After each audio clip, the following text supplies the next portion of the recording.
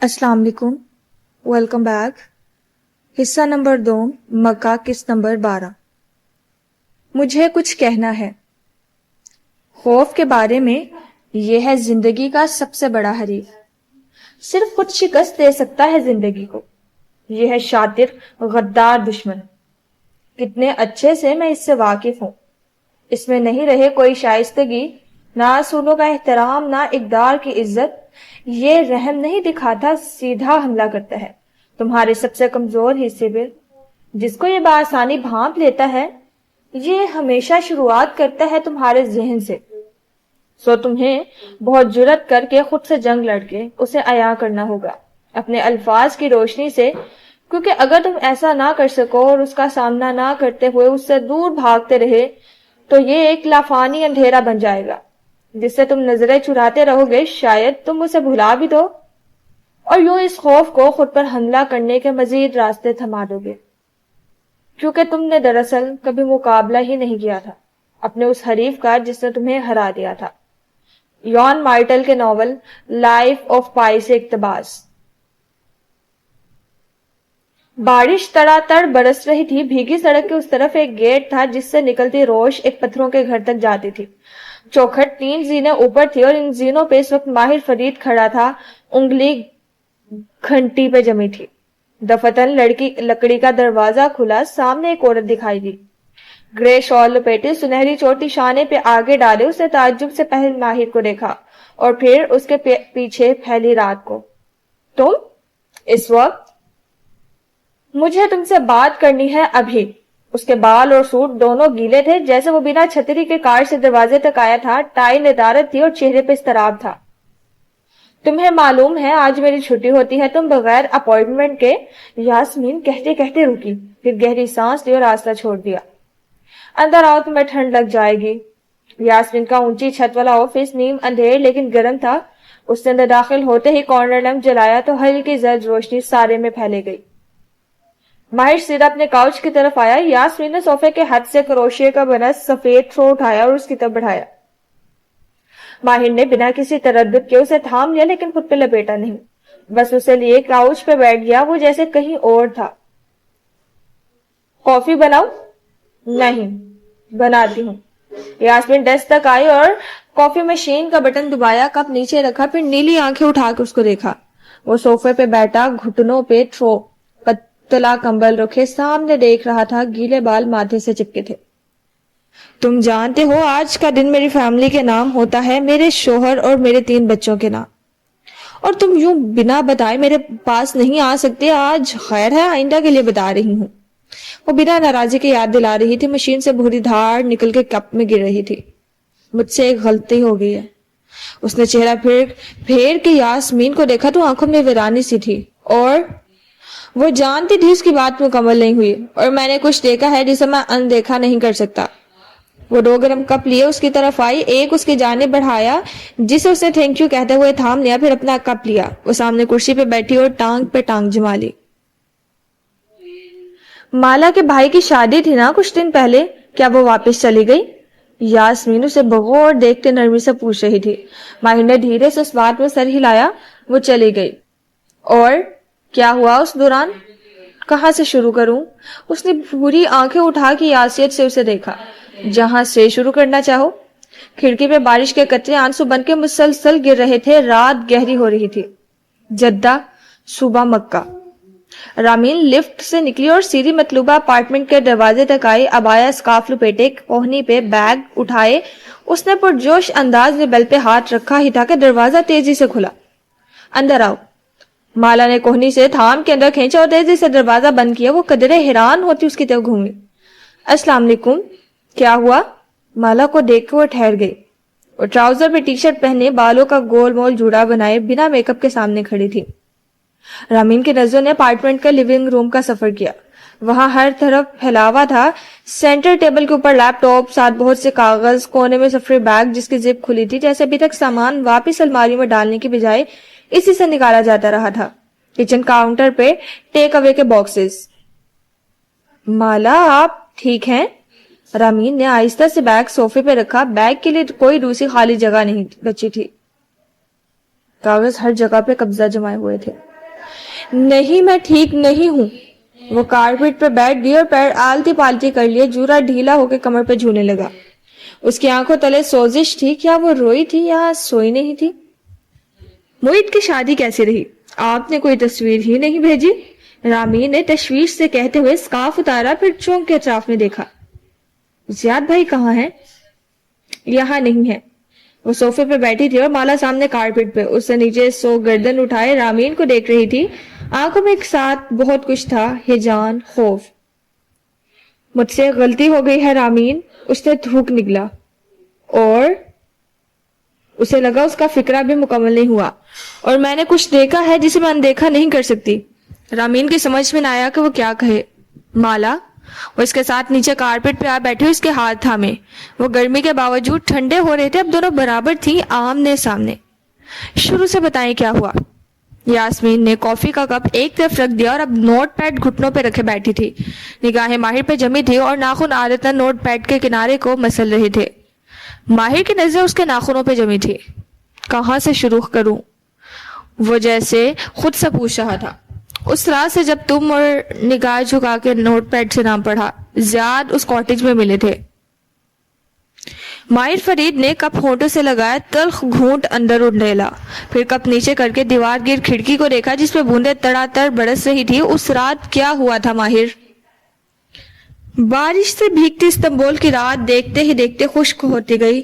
وقت پیچھے جانے لگا. چند ڈوبتے سورج افق سے واپس ابھرے. چند صبح رات کی طرف لوٹ گئیں. کیلنڈر کے صفحات الٹے رخ پلٹتے گئے, یہاں تک کہ وقت ہمیں اس مصنوعی جھیل کے قریب بنے کاٹیج تک لے آیا جس کی کھڑکیاں اندھیر رات میں روشن دکھائی دیتی تھیں. لیونگ روم میں آتش دان کے اندر لگا ہیٹر سلگ رہا تھا. ماہر فرید ونگ چیئر پہ بیٹھا پیروں کی کینچی بنا کے اوتومن پہ رکھے ہوئے تھا, اور اس کے سامنے زیاد سلطان کھڑا تھا. بریٹا پہلو میں گرے ہاتھ میں تھا اور سپاٹ آنکھیں ماہر پہ جمی تھی. بیٹھ جاؤ زیاد سلطان, مجھے اور تمہیں کچھ باتیں کرنی ہیں. ہیٹر کے سلگنے کی سرگوشی, جانوروں کے بولنے کی آوازیں اور ان دونوں کی ایک دوسرے پہ جمی آنکھوں کی تپش خاموشی میں بھی سنائی دے رہی تھی. بیٹھ جاؤ. ماہر نے جیب سے ہاتھ نکالا تو اس میں ایک لائٹر تھا. لیور انگوٹھے سے دبایا, شعلہ جل اٹھا. اس نے بیٹھے بیٹھے بازو لمبا کیا اور سائڈ ٹیبل پہ رکھی سینٹڈ کینڈل کے جار میں لگے دھاگے کو سلگایا. شعلہ جل اٹھا. لائٹر سائڈ پہ رکھتے ہوئے رخ واپس زیاد کی طرف پھیرا تو وہ ہنوز آنکھیں چھوٹی کی اسے دیکھ رہا تھا. کیا تم پہلے چائے پینا چاہتے ہو؟ اس کے آواز میں طنز تھا. پھر نظر زیاد کے موجود پستول پہ ڈالی. یہاں شاید مجھے مارنے کا ارادہ ہے. میں تمہیں کیوں ماروں گا, وہ بھی آن کیمرہ. زیاد نے چہرہ اٹھا کے ایک پینٹنگ کی طرف دیکھا, پھر واپس ماہر فرید کو جس کی مسکراہٹ دھیمی پڑ گئی تھی. ماہر بے, اس نے افسوس سے سر ہلایا, تم مجھے ابھی نہیں جانتے. وہ قدم قدم چلتا اس پینٹنگ کے قریب آیا اور گردن اونچی کر کے اسے دیکھنے لگا. اس کاٹیج میں صرف ایک کیمرہ ہے جو اس پینٹنگ میں نصب ہے, اس کے علاوہ یہاں کوئی سگنل نہیں ہے. پھر پلٹ کے حیرت سے ماہر کو دیکھا. کیا تمہیں واقعی لگا تھا کہ میں یہاں تمہاری خود ساختہ نینی کے لیے آیا ہوں؟ میں یہاں تم سے ملنے آیا ہوں. اس نے پستول جیب میں ڈالا, اس کی طرف مکمل گھوم گیا. اس کا چہرہ کسی روبوٹ کی طرح اسپاٹ تھا اور ماہر کے جسم کے تمام اعصاب تن چکے تھے. تم مجھے شاید اس کیمرہ کے ذریعے خوفزدہ کرنا چاہتے تھے. یقیناً اس کی لائف فوٹیج تمہارے وکیل یا بھائی کو جا رہی ہوگی, لیکن تمہیں اس کی ضرورت نہیں ہے کیونکہ میں تمہیں مارنے نہیں آیا, صرف بات کرنے آیا ہوں. وہ جیکٹ کی جیبوں میں ہاتھ ڈالے کھڑا بہت اطمینان سے کہہ رہا تھا. ماہر نے پیر اوتومن سے ہٹا لی اور کمر سیدھی کر کے بیٹھا. کچھ غیر آرام دہ سا احساس ہوا تھا. یہ اس کی توقع کے برعکس تھا. تمہاری طرح مجھے بھی امید رہی تھی کہ تمہیں مجھ سے ملنے کی اتنی جلدی ہوگی. میں سمجھا تم پہلے پولیس کو بھیجو گے, لیکن اچھا ہوا کہ تم خود آئے. اب ہم آرام سے بات کر سکیں گے.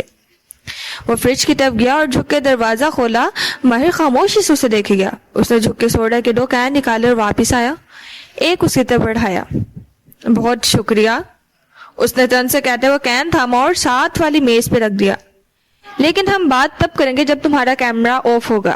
اس نے اپنا کین کھولا اور لبوں سے لگا لیا, پھر گھونٹ بھر کے کین نیچے کیا. ماہر ابھی تک آنکھوں کی پتلیاں سکوڑے اسے دیکھ رہا تھا. اور ہاں, تم اب تک کی بڑی فوٹیج ایک نظر رخ پھیر کے پینٹنگ کو دیکھا کہ یہ ذریعے مجھے بلیک میل نہیں کر سکتے کیونکہ اگر تم نے ایسا کیا تو حلال کے لیے بہت مشکل ہو جائے گی. ماہر فرید تیزی سے کھڑا ہوا, اس کے چہرے کی رنگت بدلی, ماتھے کی نسیں ابھری. خود اس کا نام لینا عام بات تھی, کسی دوسرے کے منہ سے سننا عام بات نہیں تھی.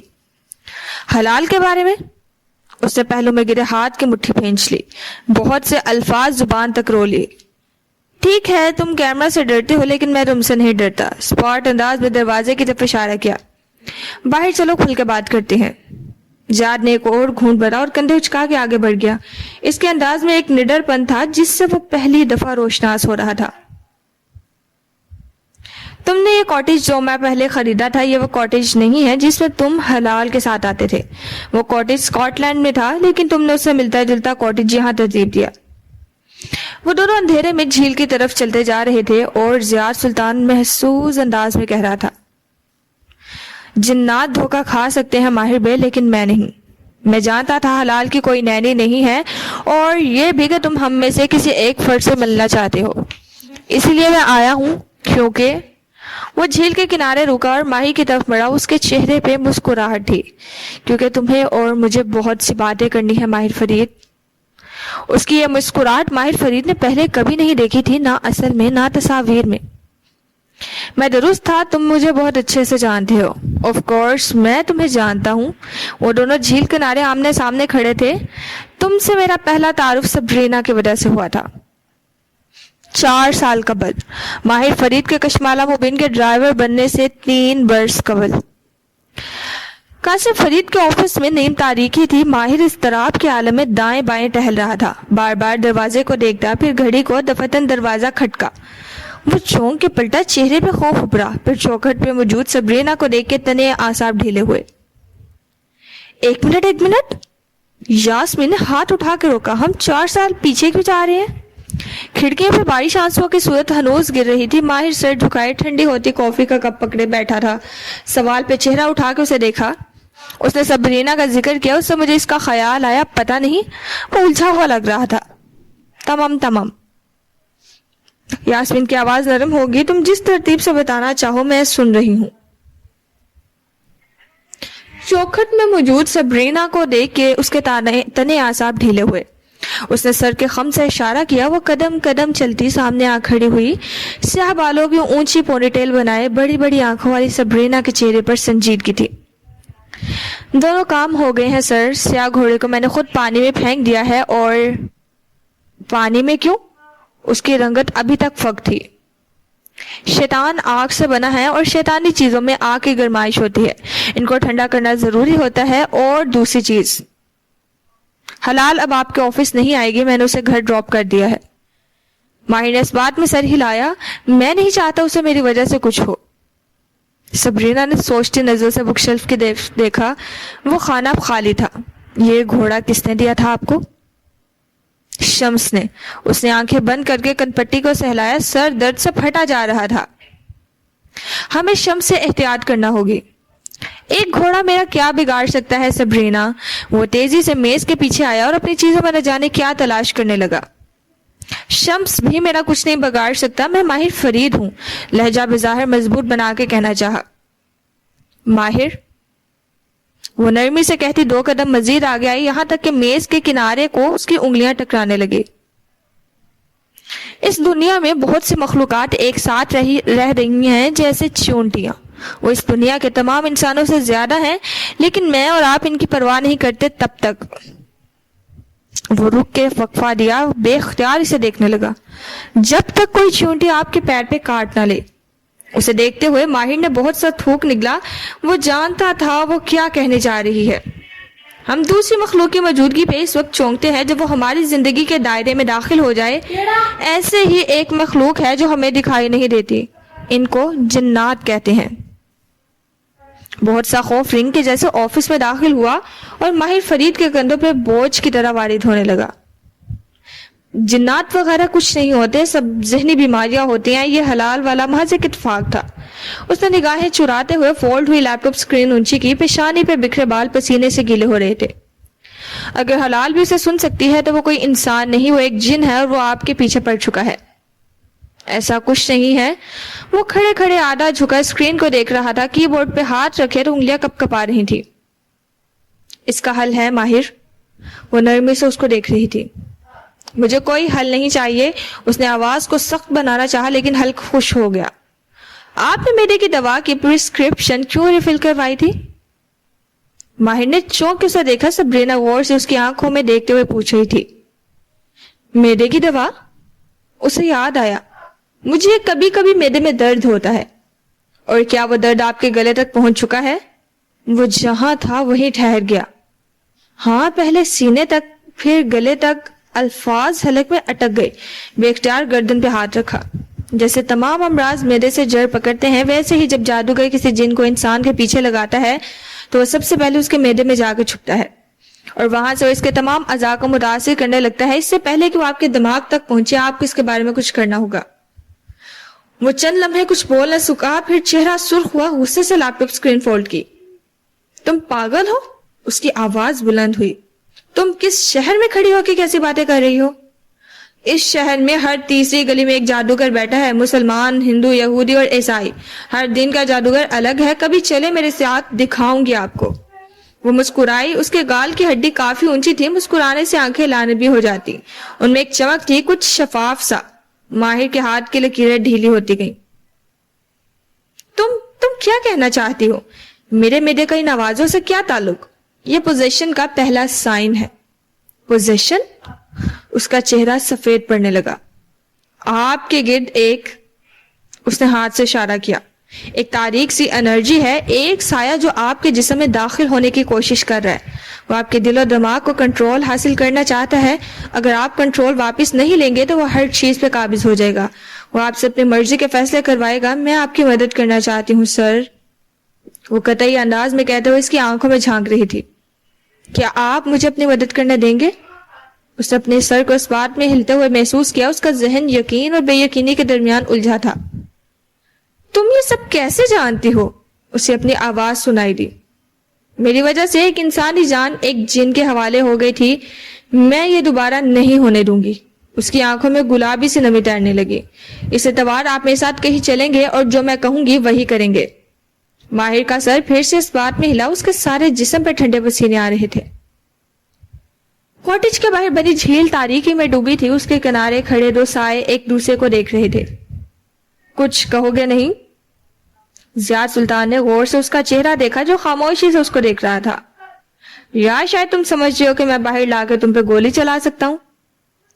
میں کسی سے نہیں ڈرتا زیاد، نہ انسان سے نہ جن سے. وہ بولا تو اس کی آنکھوں کی پتلیاں ہنوز سکڑی ہوئی تھی مگر آواز ہموار تھی. میں وقت سے پہلے کوئی کام نہیں کرتا. جیسے تمہاری زندگی میرے ہاتھوں ہی ختم ہو گئے ماہر فرید. لیکن اب اس کا وقت نہیں آیا، اس لیے آج رات میں تمہیں زندہ رہنے دوں گا. جب وہ میں ہاتھ ڈالے زیاد اس کی طرف رخ موڑے کھڑا تھا. ماہر نے دھیرے سے ہنس کے سر جھٹکا اور پانی کو دیکھنے لگا. موت اور زندگی مکتوب ہوتی ہے زیاد. تم مجھے میری موت سے پہلے مار نہیں سکتے اور جس دن میری گھڑی آ پہنچے گی اس کے بعد کوئی مجھے زندہ نہیں رکھ سکے گا. میں صرف تمہارا یہ نیا رخ سمجھنے کی کوشش کر رہا ہوں. تم مجھے تب بھی جانتے تھے جب میں کشمالہ کا ڈرائیور بن کے تم سے ملا، لیکن تم نے ظاہر نہیں کیا. میں تمہیں بہت کچھ سمجھتا تھا سوائے ایک اداکار کے. لیکن گہری سانس لے کر تحسین سے کندھے اچکائے. زیاد کی مسکراہٹ گہری ہوئی. وہ پانی کو دیکھ رہا تھا اور زیاد اسے. آہستہ آہستہ تم میرے کام کرنے کے طریقے سے واقف ہو جاؤ گے. وہ تم تھے ہمیشہ سے. وہ پانی کو دیکھتے ہوئے جیسے یاد کر کے کہہ رہا تھا. لفٹ میں کشمالہ پہ حملہ تم نے کروایا تھا. وہ جب اٹھی تو سر پہ ہاتھ رکھ کے درد سے کرا رہی تھی. یعنی حملہ آور نے اس کے چند بال توڑے تھے. تمہیں سحر عشق کے لیے اس کے بال چاہیے تھے. زیاد نے ہلکے سے کندھے اچکائے. تم جانتے تھے میں کیف نہیں ماہر فرید ہوں، لیکن تم نے کشمالہ کو نہیں بتایا. ورنہ وہ پوچھتی کہ تم مجھے کیسے جانتے ہو، اور اس سوال سے تم ڈرتے تھے. ماہر نے چہرہ موڑ کے اسے دیکھا. زیاد سلطان کے اطمینان میں کوئی فرق نہ آیا تھا. تم سبرینا کو اپنی منگیتر کہتے ہو، حالانکہ اس کا کوئی منگیتر نہیں تھا. میں ابھی تک اس فریب کی وجہ نہیں سمجھ سکا. زیاد دھیرے سے مسکرایا لیکن اس کی آنکھوں میں تپش تھی. سبرینا تمہاری وجہ سے موت کے منہ میں گئی تھی ماہر فرید. تم ایک سائیکوپیتھ ہو. یہ تمہارا طریقہ واردات ہے. تم پہلے عورتوں کو خود سے محبت میں مبتلا کرتے ہو، پھر ان کو زمانے کے حوالے کر کے چھوڑ دیتے ہو. تم نے سبرینا کے ساتھ یہ کیا اور اپنی کزن زارا کے ساتھ بھی؟ وہ چونکا، استجاب سے اٹھے۔ واللہ زیاد سلطان مجھ سے اچھی طرح واقف ہیں، آواز میں طنز در آیا۔ اور اب تم کشمالہ کے ساتھ بھی یہی کر رہے ہو؟ زیاد کی مسکراہٹ غائب ہو گئی تھی۔ اس ملاقات میں پہلی دفعہ اس کے چہرے پہ ایک ایسا جذبہ ابھرا تھا جسے وہ قابو نہیں کر سکا تھا، بے بسی بھرا طیش۔ ماہر فرید نے غور سے اسے دیکھا۔ کیا تم اپنی بیوی میں شک کر رہے ہو؟ نہیں۔ اس نے گہری سانس لی۔ میں جانتا ہوں کل تم مجھ سے ملے تھے، کیوں ملے تھے مجھے اس سے سروکار نہیں، آئندہ بھی ملو گے کیونکہ یقیناً تم شادی پہ مدعو ہوگے اور میں تمہیں اس سے ملنے سے نہیں روکوں گا۔ اچھا، پھر کس چیز سے روکو گے؟ وہ جیسے زیاد کا چہرہ پڑھنے کی کوشش کر رہا تھا، پی کیپ اس کے چہرے پہ سایہ کیے ہوئے تھے، یا شاید وہ جھیل کنارے پچھلی تاریکی تھی، وہ اس کو پڑھنے میں ناکام ہو رہا تھا۔ تم ایک اچھے بزنس مین ہو اور میں چاہتا ہوں کہ میں اور تم ایک ڈیل کر لیں۔ مصنوعی جھیل کے کنارے ایک لمحے کے لیے خاموشی چھا گئی۔ 4 سال قبل وہ ایک طویل سڑک تھی جس پہ کار دوڑتی جا رہی تھی، آسمان سرمئی بادلوں سے بوجھل تھا جو پانی کے وزن تلے مسلسل رس رہے تھے۔ یہ پانی کار کی کھڑکیوں سے ٹکراتا نیچے بہ رہا تھا۔ ماہر شیشے سے سر ٹکائے باہر بھاگتے سبزہ زار کو دیکھ رہا تھا۔ ہم کہاں جا رہے ہیں؟ آپ دیکھ لیں گے۔ ڈرائیونگ سیٹ پہ بیٹھی سبرینا نے چہرہ موڑ کے اسے دیکھا اور پھر واپس سامنے دیکھنے لگی۔ اونچی پونی بار بار جھولتی تھی، وہ اس طرح باہر دیکھنے گیا۔ آنکھوں تلے ہلکے اور کمزور ویران چہرائی سے مہینوں کا بیمار ظاہر کرتا تھا۔ ایک چھوٹے سے ٹاؤن میں ایک جگہ سبرینا نے کار روکی۔ پتھروں سے بنی سڑک کے دونوں طرف مخروطی چھتوں والے گھر تھے جو کئی منزلہ اونچے تھے۔ وہ دونوں ساتھ ساتھ ایک گھر میں داخل ہوئے۔ اندر اندھیرا سا تھا، آج بادلوں نے سورج کو کھل کے چمکنے کا موقع نہیں دیا۔ ایک سنگ زینہ گول گول اوپر جاتا تھا، وہ آگے تھی اور وہ کسی معمول کی طرح پیچھے زینے چڑھ رہا تھا۔ وہ ایسے چل رہی تھی جیسے در و دیوار سے مانوس ہو، البتہ ہر اٹھتے قدم کے ساتھ ماہر کا دل تنگ ہوتا جا رہا تھا، جیسے صبح کا ناشتہ ہضم ہوئے بغیر اوپر گلے تک آ رہا ہو، جیسے وہ ابکائی کو ڈبا رہا ہو۔ آگے ایک راہداری تھی جس میں لیمپ جلے تھے۔ سبرینا ایک دروازے کے باہر جا کر کھڑی ہوئی۔ جوتوں کے ریک میں جاتے اتار کے رکھے، وہ خاموشی سے اس کے پیچھے جوتے اتارنے لگا۔ اس نے سیاہ پینٹ پہ سیاہ رنگ کا ہائی نیک سویٹر پہن رکھا تھا، آج اسے سردی نہیں لگتی تھی۔ سبرینا البتہ کوٹ اور مفلر اوڑے ہوئے تھی، سر پہ اسکارف تھا جس کے نیچے پونی پھنس سی گئی تھی۔ وہ اس کے پیچھے جھجکتا ہوا اندر داخل ہوا۔ اندر ایک طویل سا ہال تھا جس کی اونچی کھڑکیوں میں پانی کی بوندیں جمی تھی۔ ہال میں بہت سی کرسیاں لگی تھی اور کئی لوگ وہاں بیٹھے تھے۔ ایک طرف وہ تھے، دوسری جانب مرد۔ ہال کے سرے پہ ایک مرکزی کرسی پہ ایک باریش آدمی بیٹھا تھا، وہ سر جھکائے تلاوت کر رہا تھا۔ خاموشی میں اس کی مدھم سی آواز سنائی دیتی تھی۔ سبرینا؟ اس نے بے چینی سے سرگوشی کی۔ مجھے کسی دینی اسکالر کا لیکچر نہیں سننا۔ اس نے چپ کروایا اور متلاشی نظروں سے اطراف میں دیکھنے لگی۔ وہ کسی کو ڈھونڈ رہی تھی۔ ایک دم اس کی آنکھیں چمکی، وہ آخری کتار تک آئے۔ وہ کسی مقناطیس کی طرح اس کے پیچھے چلتا آ رہا تھا۔ وہاں ایک کم عمر لڑکا بیٹھا تھا، 12-14 برس کا۔ اس نے نظر کا چشمہ لگا رکھا تھا، گول ہیری پوٹر فریم، لیکن فریم کا رنگ سفید تھا۔ سبرینا نے اس کے کندھے پہ ہاتھ رکھا، اس نے چہرہ اٹھایا، پھر واپس نیچے دیکھنے لگا۔ وہ اس کے ساتھ بیٹھ گئی۔ ماہر ابھی تک کھڑا تھا۔ کچھ عجیب سا تھا اس کے بارے میں۔ اب کائی پھر سے اوپر آنے لگی۔ بیٹھ جائیں سر، اس نے اشارہ کیا، لیکن وہ ان کے ساتھ نہیں بیٹھا۔ وہ اگلی قطار میں بیٹھ گیا۔ قطاریں نیم دائرے کے رخ پہ تھی، اسے یہاں سے سبرینا اور اس لڑکی کا چہرہ دکھائی دے رہا تھا۔ وہاں موجود سب افراد خاموشی سے اس آدمی کو دیکھ رہے تھے۔ وہ اس کے حلیے سے بتا سکتا تھا کہ وہ کوئی دینی اسکالر ہے۔ کیا وہ لیکچر دینے لگا ہے؟ وہ لیکچر نہیں سننا چاہتا تھا، کچھ تھا اس جگہ کے بارے میں جو دل تنگ کرتا تھا، خوف سا آتا تھا۔ اس نے سر اٹھا کے دیکھا، فانوس چل رہا تھا، خوشبو پھیلی تھی، صاف ستھرا سا ہال، پھر بھی کچھ عجیب تھا۔ بسم اللہ ارفیقہ، باریش شیخ کی آواز آہستہ سے بلند ہونے لگی۔ دفعتاً اسے دائیں جانب حرکت کا احساس ہوا۔ اسے ایک نشست چھوڑ کے ایک بوڑھا آدمی بیٹھا تھا، وہ گردن کو دائیں طرف گھما رہا تھا۔ پہلے دایاں کان کندھے کے قریب کان لے گیا، پھر بایاں کان دوسرے کندھے کے قریب۔ ماہی نے چھمبے سے اسے دیکھا، ایک دم وہ چونکا۔ حال میں موجود بہت سے سر ہلنے لگے تھے، کوئی کندھے کے قریب کان لے جا رہا تھا، کوئی درد سے کراہتا شانے پہ ہاتھ رکھ رہا تھا، کسی نے سر پکڑ لیا تھا۔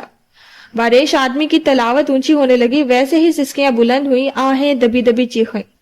بس کرو، ایک عورت چہرہ اٹھا کے پنجابی میں گرائی، اس کی آنکھیں سرخ ہو رہی تھیں۔ میں نہیں جاؤں گا. ماہر ایک دم کرنٹ کھا کے کھڑا ہوا, آنکھیں خوف سے پھیل گئیں. قاری کی آواز بلند ہو رہی تھی, وہ سکون سے رقیہ کی تلاوت کر رہا تھا. ہال میں اب شور بلند ہو رہا تھا. وہاں بیٹھے تمام انسان ایک سے نہیں تھے.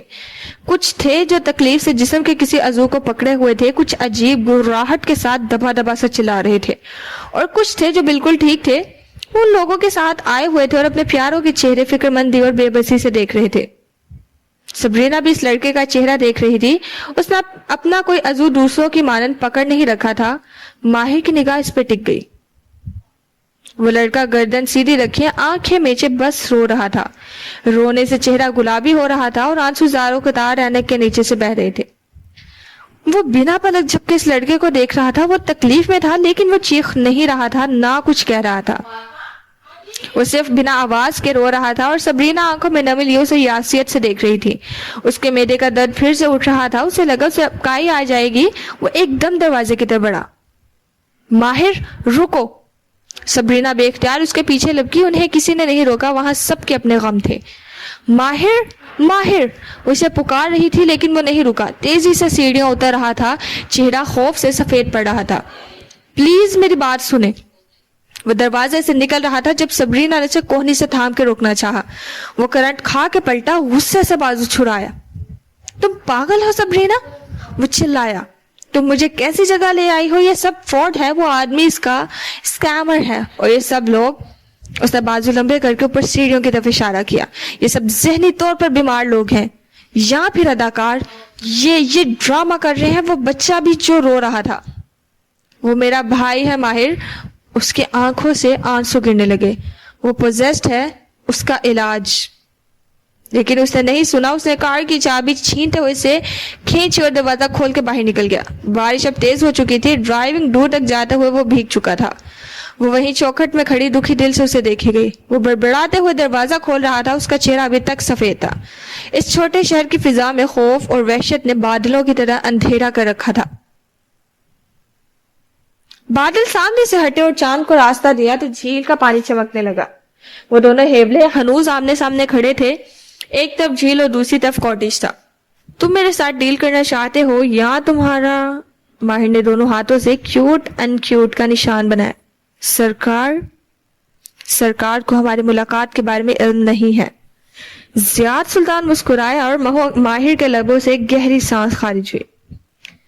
کسی دوسرے کے منہ سے سرکار کا نام سن کے ایک بہت بڑا بوجھ کندھوں سے اتر گیا تھا. سرکار اس کے ذہن کی اختراع نہیں تھا. سرکار واقعی وجود رکھتا تھا.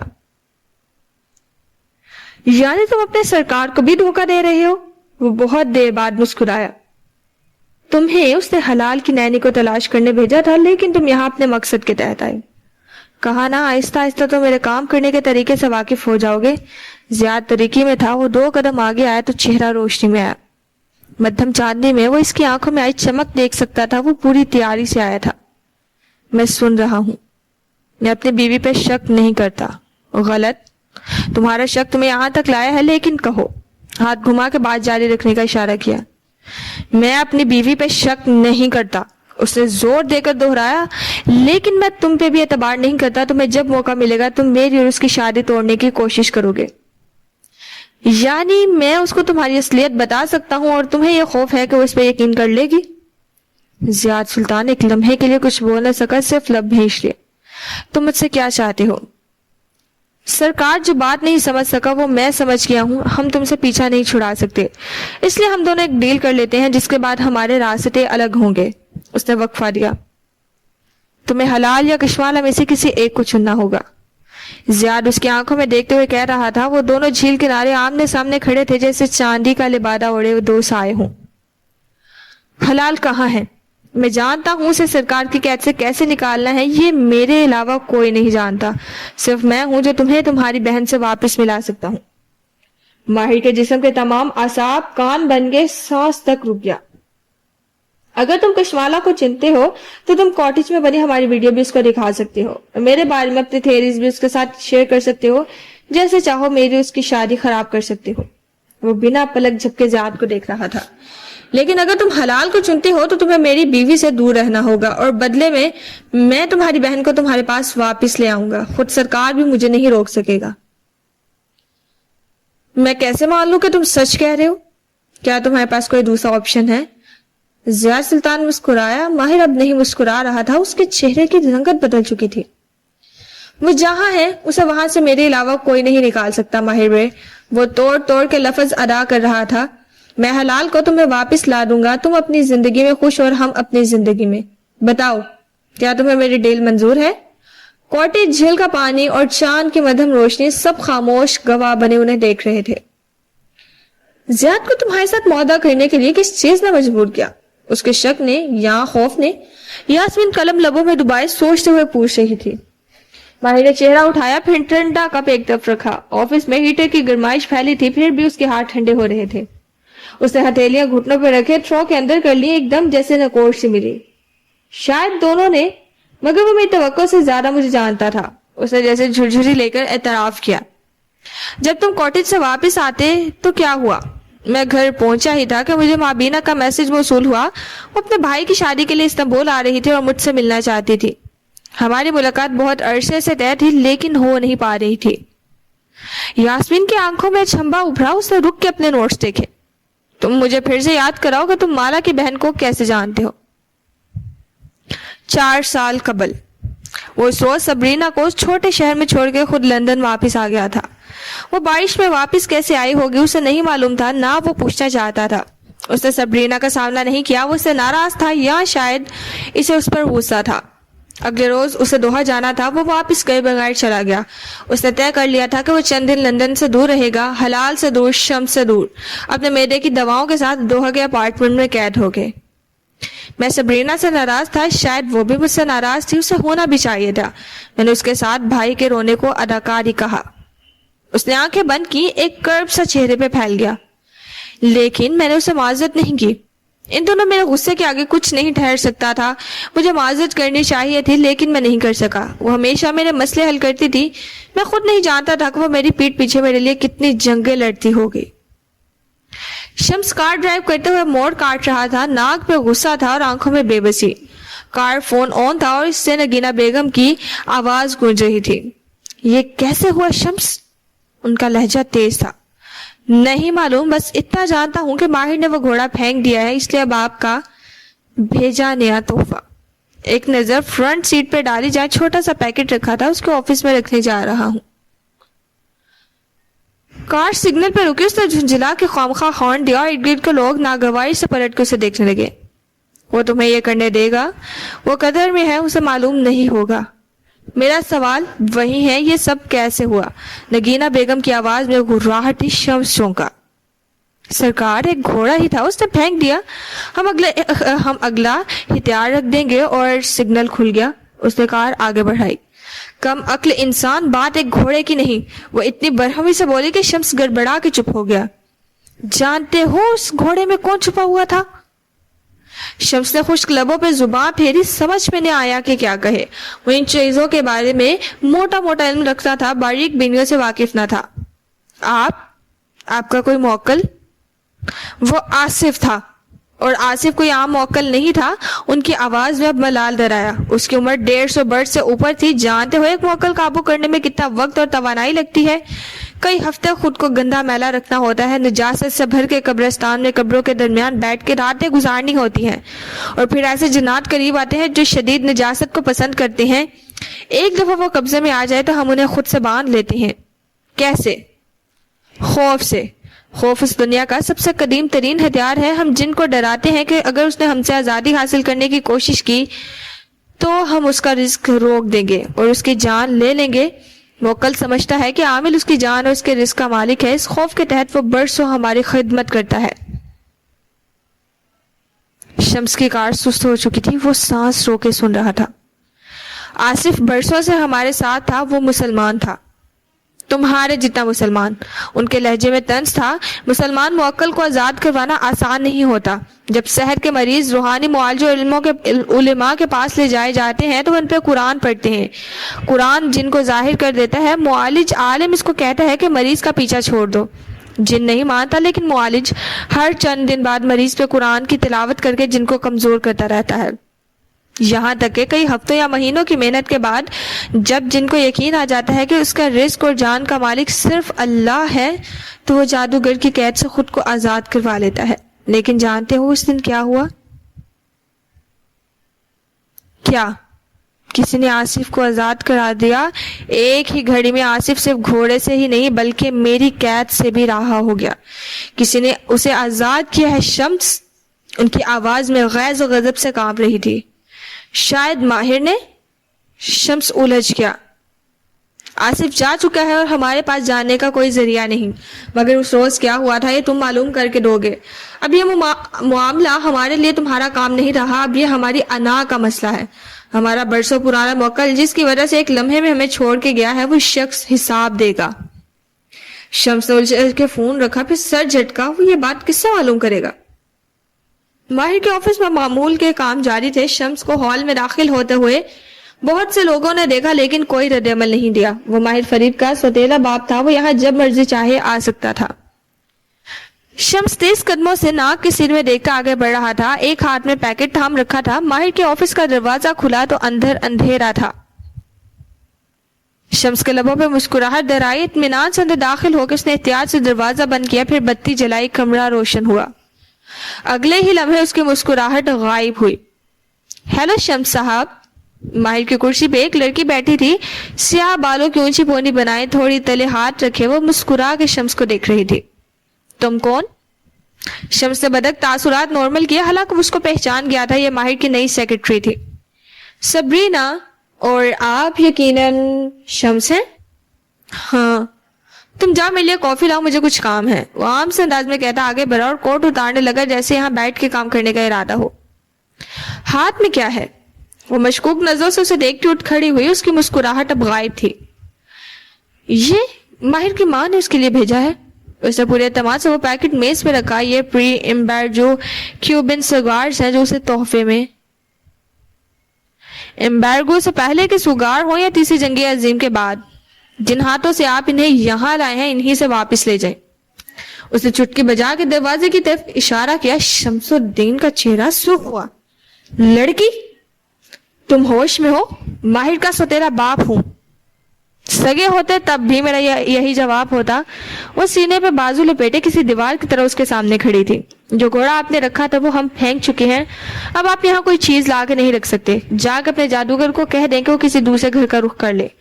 وہ اس کی آنکھوں میں دیکھتے ہوئے نڈر انداز میں کہہ رہی تھی، جادو کی جس نجاست میں آپ پھنسے ہوئے ہیں وہ آپ کی قبر کو انگاروں سے بھر رہی ہے، لیکن دنیا بھی آپ کو رسوا کرے گی. میں نے آج تک جادو کرنے اور کروانے والوں کو عزت کی موت مرتے نہیں دیکھا.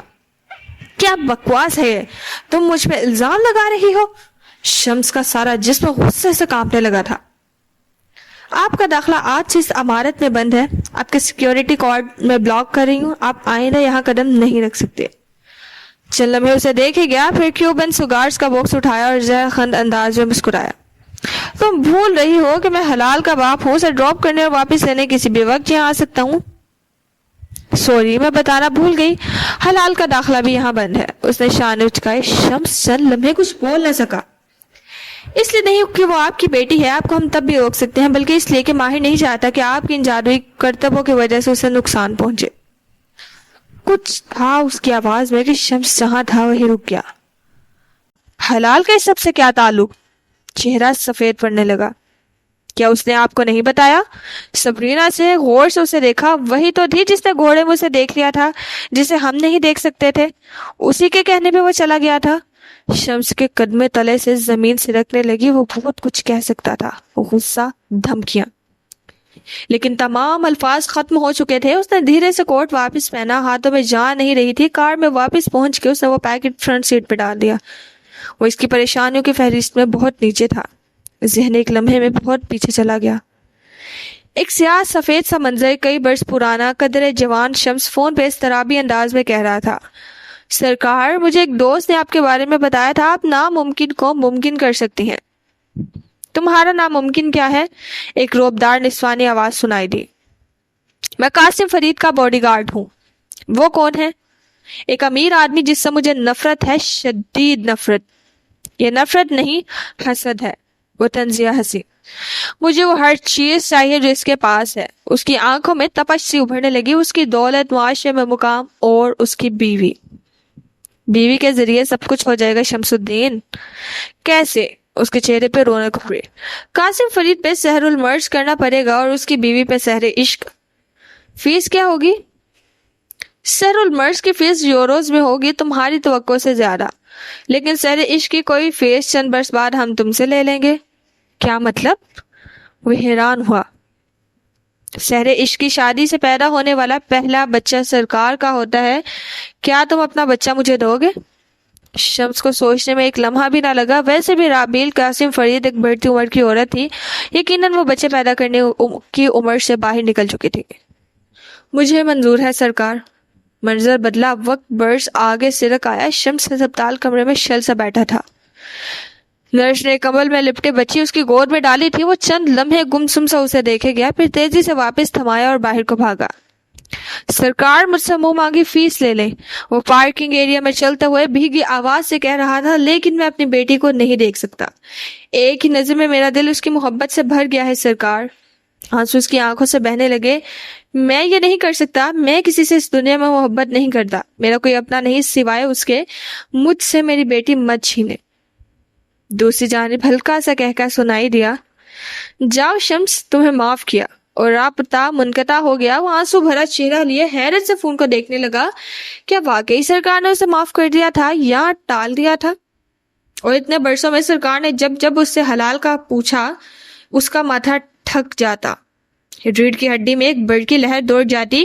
وہ سرکار کو جھڑک دیتا، کبھی موضوع بدل دیتا۔ اس نے حلال کو اسکول میں داخل کروانے کی بجائے ہوم سکولنگ شروع کروائی۔ اس نے اس کے ہاتھ میں کبھی موبائل اور آئی پیڈ نہیں دیے۔ وہ اسے ساری دنیا سے چھپا کے رکھنا چاہتا تھا، اور اب ماہر کی سیکرٹری کہہ رہی تھی کہ حلال نے وہ دیکھا جو وہ نہیں دیکھ سکے۔ سرکار! بالآخر اس نے کار فون پہ چند بٹن دبائے۔ رابطہ ملتے ہی نگینہ بیگم کا منظر ہیلو سنائی دیا۔ میں نے معلوم کر لیا ہے کہ آصف کو کس نے رہا کروایا ہے۔ کس نے؟ نگینہ بیگم جاننے کے لیے بےتاب تھی۔ سبرینا۔ شمس نے خشک ہوتے حلق کے ساتھ الفاظ جوڑے۔ کون ہے وہ؟ وہ چونکی، ماہر کی نئی سیکرٹری۔ اس نے گھوڑے میں موجود شے کو دیکھ لیا تھا، اسی نے گھوڑا پھینکوایا ہے، اسی نے مجھے دوبارہ آفس میں داخل ہونے نہیں دیا۔ اس کی انگلی پر ڈیجیٹل تسبیح بندھی تھی۔ وہ ذکر اذکار کرنے والی لڑکی ہے، وہی آپ کی دشمن ہے سرکار۔ اس کی آواز کانپ رہی تھی، ہاتھ بھی کانپ رہے تھے۔ تمہیں یقین ہے؟ سرکار کا لہجہ مشکوک تھا۔ 100%۔ ہاں۔ وہ سوچنے لگی، ماہر اس وقت کہاں ہوگا؟ دوحہ میں؟ کیوں؟ وہ اس سوال پہ چونکا تھا۔ دوحہ گرم تھا، وہاں آگے دل پہ جمی برف پگھلنے لگی، لیکن سگارز کی تعداد میں اضافہ ہو گیا۔ میدے کا درد گلے تک پہنچ کے اب کندھوں کو متاثر کرنے لگا۔ یہ درد محض دفعہ سونے نہیں دیتا تھا۔ اس روز وہ MRI کروا کے گھر آیا تو کندھے ہنوز بوجھل تھے۔ اسپیشلسٹ کے مطابق یہ صرف ڈی ہائیڈریشن تھی۔ اس کے درد کی ٹھوس وجہ کسی کو نہیں بولتی تھی۔ سبرینا کی بتائی وجہ بار بار ذہن میں آتی، لیکن اس نے اپنا ذہن اس طرف سے بند کر لیا تھا۔ اس صبح بھی نیند کی چند دعائیں پھانکی اور اپارٹمنٹ کے پردے گرا کے بستر پہ لیٹ گیا۔ بہت دن بعد اسے اتنی اچھی نیند آئی تھی۔ چند گھنٹے گزر یا چند سال اس کا ذہن فرق نہیں کر سکا، کیونکہ وہ گھنٹی کی تیز آواز تھی جس نے اسے جھکایا۔ چونک کے اٹھ بیٹھا۔ کمرے میں اندھیرا تھا، بتیاں گل تھی۔ ایسے میں فون چمک کے تھر تھرا رہا تھا۔ غیر شناسا سا لوکل نمبر۔ اس کا سر بھاری تھا اور آنکھیں بوجھل۔ بدک موبائل کان سے لگایا۔ ہیلو۔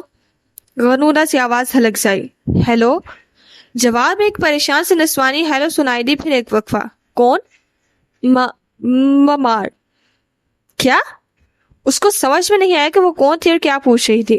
میں مابینا ہوں، ہم ایئرپورٹ پہ ملے تھے، وہ جلدی جلدی بول رہی تھی۔ ان کے سوئے ذہن میں ایک کوندا سا لپکا۔ اس نے خود کو کہتے سنا، 1 in 50؟ شاید ذہن کو یاد آ گیا تھا، لیکن ذہن اسے بتا نہیں رہا تھا وہ کون تھی اور 1 in 50 کا کیا مطلب تھا۔ آپ نے کہا تھا کہ اگر میں آپ کے شہر میں آؤں تو بتاؤں، وہ پریشانی سے تیز تیز بول رہی تھی۔ میں ایک مسئلے میں ہوں، مجھے آپ کی مدد چاہیے۔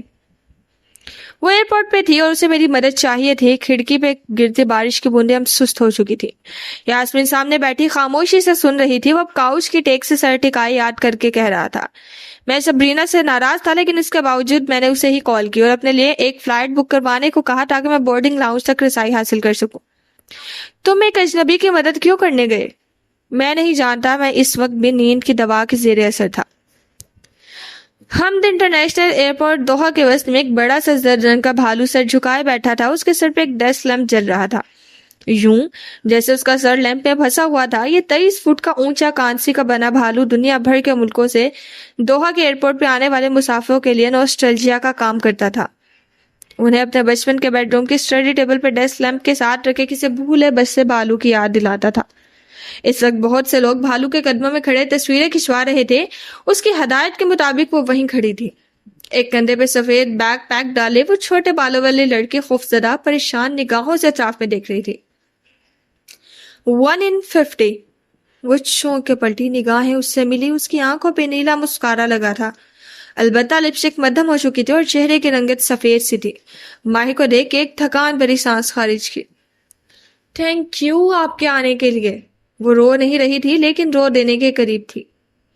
کیا ہوا؟ وہ خراب گلے جیسی آواز میں پوچھ رہا تھا۔ میرا، وہ قدرے جھجکے، لمحے بھر کو غور سے اس اجنبی معمار کو دیکھا۔ یہ آدمی ویسا تازہ دم اور پر اعتماد نہ لگتا تھا جیسے وہ 2 برس پہلے تھا۔ اس کے لیے قطر ایئر ویز کے اسٹاف کو ڈانٹ دینے والا، اسے اپنے ساتھ المرجان لاؤنج میں لانے والا، اسے ڈنر کرنے پر مجبور کرنے والا۔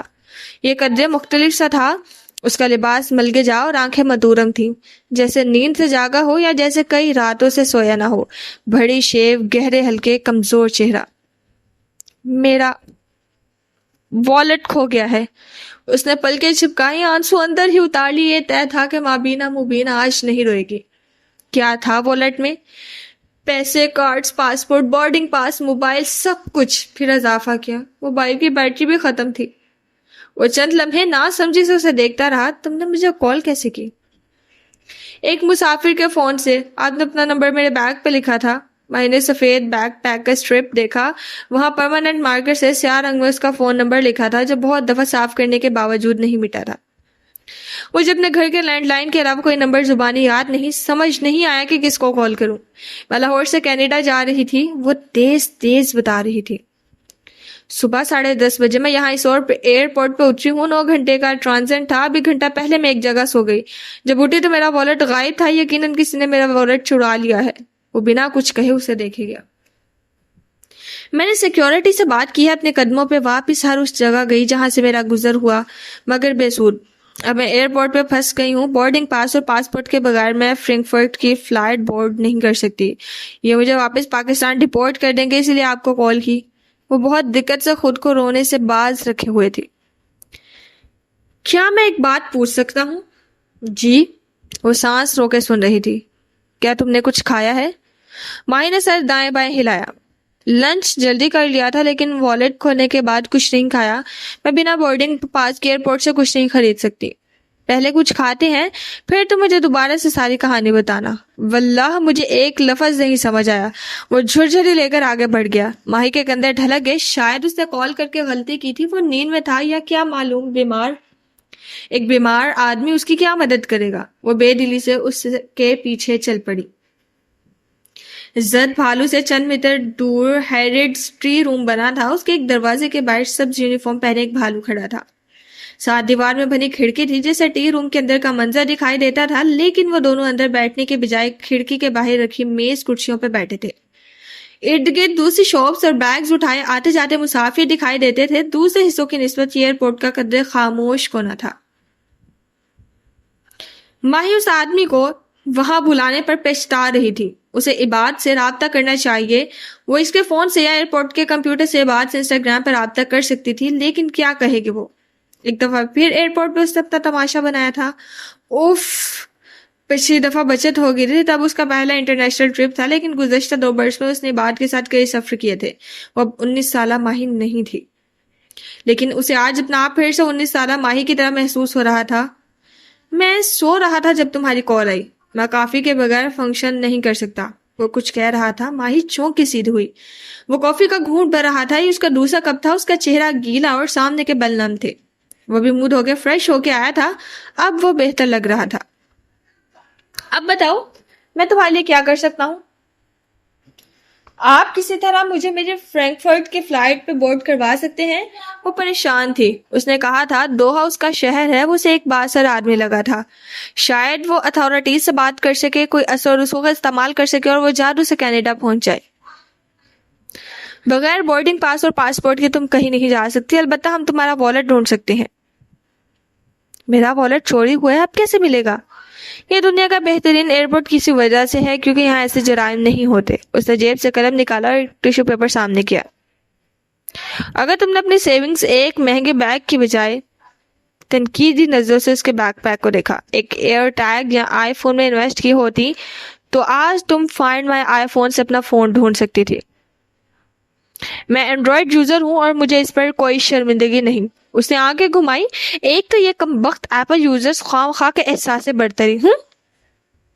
تم کہاں سوئی تھی جب تمہارا والیٹ کھویا؟ پریئر ایریا میں. مجھے ایسے مت دیکھیں, ہم جیسے لوگوں کے پاس بزنس کلاس لاؤنج کی رسائی نہیں ہوتی. ہم ایئرپورٹس میں نماز کی جگہوں پہ ہی سوتے ہیں. اور تمہاری فلائٹ میں کتنا وقت رہ گیا؟ 3 گھنٹے بعد بورڈنگ سٹارٹ ہو جائے گی, یعنی ہمارے پاس تمہارا والیٹ ڈھونڈنے کے لیے 3 گھنٹے ہیں. آپ کسی سے میرے لیے بات نہیں کریں گے؟ ایئرپورٹ سٹاف سے کسی سے؟ اسے بے چینی سے یاد دلایا. جس مقصد کے لیے اس نے اسے بلایا تھا وہ اس کو سن ہی نہیں رہا تھا. نہیں, کیونکہ ہم تمہارا والیٹ ڈھونڈ لیں گے. تم نے کہیں گرایا ہوگا, اب تک اسے کوئی چرا کے جا چکا ہوگا, وہ نہیں ملے گا. آپ وقت ضائع کر رہے ہیں. اس اجنبی نے آنکھیں اٹھا کے ایک نظر اس پہ ڈالی تو ماہی قدر دھیمی پڑی. ہم اسے کیسے ڈھونڈیں گے؟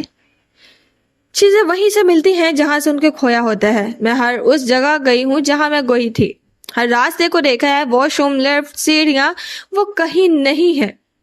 ایک دفعہ پھر اس نے آنسو کا پیچھے دھکیلا. وہ روئے گی نہیں. ماہی نے پیچھے ٹیک لگائی اور بغور چند لمحے اسے دیکھتا رہا. اسکول میں میتھس پڑھی تھی؟ اسکول کی میتھس کا عملی زندگی میں کوئی فائدہ نہیں ہوتا. تھیرم, فارمولے, الجبرا ایویں ہی پڑھاتے تھے اسکول میں. اسے ناک چڑھائی. یعنی تم نے اب تک نہیں سیکھا کہ دنیا میں ہر شے ریاضی کی محتاج ہے؟ اب کے ماہی کو اس پر غصہ آنے لگا. اس سے پیچھے ٹیک لگا لیا, بازو سینے پہ لپیٹ لیا. کیسے؟ میتھس دنیا کی سب سے بڑی پرابلم سالور ہے. میتھس کے تھیورم اور فارمولے تمہیں اس لیے پڑھائے جاتے ہیں تاکہ تم بڑے ہو کر عملی زندگی میں ان کے ذریعے اپنے مسئلے حل کر سکو. میں اپنا والیٹ میتھس کے ذریعے نہیں ڈھونڈ سکتی ممار صاحب.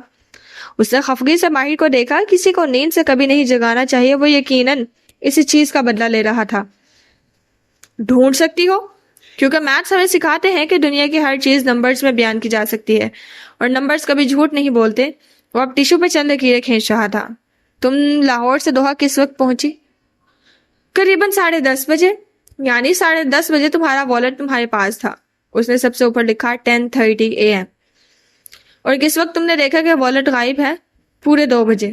اسے یاد آیا جب والیٹ چوری ہوا تو میں نے وقت دیکھا تھا کیونکہ میں سو کر اٹھی. تمہارا والیٹ 2 بجے چوری نہیں ہوا. اس نے تیزی سے ٹوکا. 2 بجے تمہیں معلوم ہوا کہ وہ کھو گیا ہے. ایک ہی بات ہے. ایک بات نہیں, تمہیں مجھے نمبرز میں بتانا ہوگا کہ تم 10:30 بجے سے 2 بجے تک کیا کرتی رہی ہو. ایک ٹرانزسٹ کرنے والا مسافر بار بار گھڑی دیکھتا ہے. نمبرز مجھے بتائیں گے کہ تمہارا والیٹ کہاں ہے. ماہی کے چہرے پہ چھائی پریشانی اب الجھن میں بدل چکی تھی. اس کا دماغ سمجھنے سے قاصر تھا کہ وہ یہاں بیٹھے اس کا والیٹ کیسے ڈھونڈے گا, لیکن اس کے پاس اس شخص کے سوا کوئی نہ تھا. ایئرپورٹ پہ آتے ہی تم نے پہلا کام کیا کیا؟ میں نے اپنی بہن کو کال کی تھی. صبح 10:35. وہ ایک خوشگوار سی صبح تھی. ہوائی سفر کا مخصوص جوش لیے وہ ٹرانزٹ مسافروں کے ساتھ جب ایئرپورٹ کے بارونق ایریا میں داخل ہوئی تو آنکھیں بند کر کے سانس اندر کھینچا. اس ایئرپورٹ پہ 2 سال قبل اس کے ساتھ اچھا تجربہ پیش نہیں آیا تھا, لیکن اس دفعہ وہ ان یادوں کو اچھی یادوں سے تبدیل کرے گی. اس کا ٹرانزٹ 9 گھٹنے کا تھا. وہ کھائے پیے گی, انجوائے کرے گی, شاپنگ کرے گی. 9 گھنٹے بعد اس کی فرینکفرٹ کی فلائٹ اور وہاں سے وینکوور. ہر چیز بہتر طریقے سے ہو رہی تھی. میں نے سفید بیک پیک سے سرخ رنگ کا والیٹ نکالا اور اس کی زپ کھولی. یہ ٹریول والیٹ تھا جو اتنا بڑا تھا کہ اس کے اندر کرنسی, کارڈز, پاسپورٹ, بارڈنگ پاس, غرض ہر ضروری سفری شے رکھنے کی گنجائش تھی اور بیرونی خانے میں موبائل فٹ آ جاتا تھا. اس نے موبائل نکالا اور والیٹ واپس احتیاط سے بیگ میں ڈالا. وائی فائی کنیکٹ کر کے سب سے پہلے اس نے ماں کو کال کی. انہوں نے فون نہیں اٹھایا تو اس نے مالا کا نمبر ملایا. دوحہ آپ پہنچ گئی ہو, وی پی این آن کر لیا ہے, بیٹری لو ہے, کہیں آرام سے چارج کروں گی. تم کیسی ہو؟ وہ ایک ہی سانس میں بولتی گئی. سامنے زد بھالو اپنی لینتھ میں سر پھنسا کے بعد شرمندگی سے گردن جھکائے ہوئے بیٹھا تھا. Fast forward. ماہر نے ہاتھ سے اون لپیٹنے کا اشارہ کیا اور اس کی تفصیلات سے اکتا گیا تھا. وہ دونوں ہیئر اسٹی روم کی کھڑکی کے باہر بیٹھے تھے اور کافی کے کپ ان کے درمیان رکھے تھے. ماہر نے ناراضی سے اسے دیکھا اور سر جھٹکا. میں کال کر کے واش روم گئی مگر میں نے وضو نہیں کیا کیونکہ کسی نماز کا وقت نہیں تھا. تم نے والیٹ واش روم میں نہیں گرایا؟ اس نے مشکوک نظروں سے ماہی کو دیکھا. نہیں ممار صاحب. ماہی نے دانت پہ دانت جما کے بہت ضبط سے اسے دیکھا. کیونکہ وہاں سے میں اسی ٹی روم تک آئی تھی اور میں نے کافی اور ڈیزرٹ کھایا تھا اور بل دیتے وقت بورڈنگ پاس دکھایا تھا، یعنی اس وقت والیٹ میرے پاس تھا. پھر یہیں اندر مجھے نگینا آنٹی مل گئی. ماہر فرید نے الجھ کے اسے دیکھا. نگینا آنٹی کون ہے؟ 11:15 بجے کے قریب مابینا مبین اس وقت ہیئر ڈسٹیٹ روم میں بیٹھی تھی. سرخ والیٹ میز پہ رکھا تھا اور سفید بیک پیک ایک خالی کرسی پہ. ویٹر نے جیسے اس کی کافی اور ترامیسو سامنے رکھا اس نے جھٹ موبائل نکال کے تصویر کھینچی اور فیملی گروپ پر بھیج دی. بیٹری کم تھی، چلو کہیں چارج کرے گی، پہلے کافی پی لے. موبائل رکھا ہٹا کے سامنے والی میز پہ نظر پڑی. وہ چونکی، آنکھیں چھوٹی کی پر چہرے پہ شناسائی دوڑی. نگینا آنٹی؟ قدرے اونچی آواز میں پکارا. اس میز پہ بیٹھی خاتون نے چونک کے گردن موڑی. نگینا بیگم آج سے بہت مختلف تھیں. چاک و جبن، دراز قد، ان کے کندھے ابھی ڈھلکے نہیں تھے، بال سیاہ ڈائی کیے ہوئے تھے، اینک ندارت، دبلی پتلی سمارٹ سی. سر پہ دوپٹہ لیے، کندھے سے دوپٹہ کندھوں تک اٹھائے جسے ایک آستین دکھائی دیتی تھی. گریس فل سی شلوار قمیض پہنے، ہاتھ میں تسبیح، سانولا چہرہ فریش اور پرکشش تھا، آنکھوں پہ کاجل اور ہلکی سی لپسٹک. وہ ایسی خاتون تھی جنہوں نے بڑھتی عمر کے باوجود خود کو فٹ رکھا ہوا تھا. ماہی کو دیکھ کے ہلکا سے حیران ہوئی، پھر لب مسکراہٹ میں ڈھلے. اپنی جگہ سے اٹھی اور اس کے سامنے آئی. میں ماہی ہوں، پور جہاں کی بیٹی. وہ تیزی سے کھڑی ہوئی. بالکل، میں پہچان گئی ہوں بیٹے، بہت عرصے بعد دیکھا ہے. وہ تمکنت سے مسکراتی اس کے سامنے بیٹھی، ٹانگ پر ٹانگ جمائی، ہاتھوں میں ہیرے کی انگوٹھیاں تھی. آپ یہاں کیسے؟ آپ تو دبئی ہوتی ہے نا؟ ساتھ ہی تو ہے دبئی، ایک فیملی فرینڈ سے ملنے دوحہ آئی تھی، شارٹ ٹرپ. وہ گہری نظروں سے ماہی کو دیکھتے ہوئے مسکرائی. ماشاءاللہ، کون سا منتھ ہے؟ ماہی کے گال ہلکے سے سرخ ہوئے. وہ جھیپ کے مسکرا دی. چوتھا. البتہ اس کی مسکراہٹ میں حیرت بھی تھی. اس نے بہت کھلا سا لمبا فراک پہن رکھا تھا اور وہ ابھی تک کافی سمارٹ تھی. پاکستان میں 2 مہینے رہی تھی، پچھلے 1 ہفتے شادی اٹینڈ کی. کسی کو شک بھی نہ ہوا کہ وہ امید سے تھی. دوسری طرف تھی اور نظر بد کے ڈر سے ماں نے اسے کسی کو بھی بتانے سے منع کیا تھا. پھر بھی نگینا آنٹی نے بھانپ لیا. وہ باریک ہو. وہ بہت غور سے ماہی کو دیکھ رہی تھی. آپ کیسی ہیں؟ آپ کا بیٹا رائٹر بن گیا ہے نا؟ میں اسے انسٹا پہ فالو کرتی ہوں. ہاں، بس آج کل اس کے لیے لڑکی ڈھونڈ رہی ہوں. تم بتاؤ امی کیسی ہیں؟ پھر یاد آیا، تمہاری بڑی بہن کیسی ہے؟ اس کی کہیں بات وغیرہ؟ یعنی چند منٹ تم نے ایک رینڈم رشتہ دار آنٹی سے گوسپ کی، آگے؟ اس نے پھر سے ہاتھ کو گھمایا. Fast forward please. ماہی نے گہری سانس لی. اس کی کمر اب درد کر رہی تھی. اس نے بیٹے کو اشارہ کیا. مجھے پانی چاہیے. اس نے دھکان سے پیچھے کو ٹیک لگائی.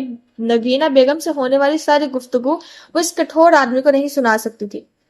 شاید اس کے نزدیک چھوٹی تفصیلات وقت کا ضیاع تھی. کشمالہ ٹھیک ہے؟ وہ مختصراً بولی. کچھ محتاط سا ہو گیا اس کے لہجے میں. اسے یاد آیا ماں نگینا آنٹی کو خاص پسند نہیں کرتی تھی. نہ جانے کیوں. ان کے اپنے بیٹے کے لیے کہیں مالا کا خیال تو نہیں آ رہا؟ رشتہ وغیرہ ہوا اس کا؟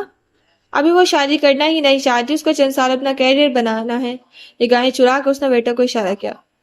ایک کافی مزید. پھر انہیں دیکھا. وہ مسکراتے ہوئے بغور اسے دیکھ رہی تھی جیسے ان کی نگاہیں ماہی کے اندر تک جا رہی تھی.